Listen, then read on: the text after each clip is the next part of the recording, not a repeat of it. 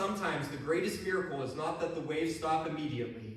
Sometimes the greatest miracle is that a frightened disciple becomes able to say, the storm is real, but Christ is in the boat. And if Christ is in the boat, the storm does not have the last word over me. Because he looks, and he knows the answer to what kind of man is this.